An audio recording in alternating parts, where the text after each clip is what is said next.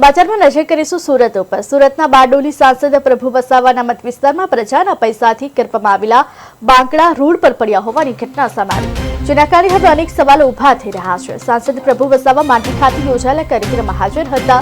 તેમણે જણાવ્યું કે તેમની ગ્રાન્ટમાંથી બાંકડા ફલાવવામાં આવ્યા હતા, પરંતુ આ બાંકડા કેવી રીતે રાજકોટ સુધી પહોંચી ગયા તે અંગે સખત તપાસ કરવી જરૂરી છે। પ્રભુ વસાવાએ સ્થાનિક શાસન અને સંબંધિત તંત્રને આ મામલે જવાબદારી સંભાળવાનો હુકમ કર્યો। આ ઘટના પ્રજામાં ગંભીર ચિંતા જગાવી છે। સ્થાનિક લોકો પણ તેની તપાસની માંગ કરી રહ્યા છે।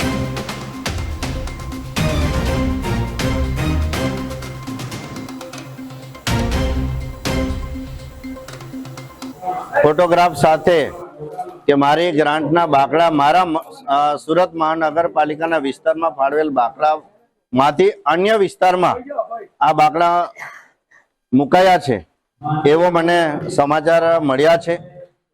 જેણે પણ આ બેન્ચ લઈ ગયા હશે તો એ ખરેખર ભૂલ છે અને એવું નહીં થવું જોઈએ આગામી દિવસોમાં, એવું મારે માનવું છે। અને જે લઈ ગયા છે ભૂલ છે એમાં એ સ્વીકારવી જોઈએ।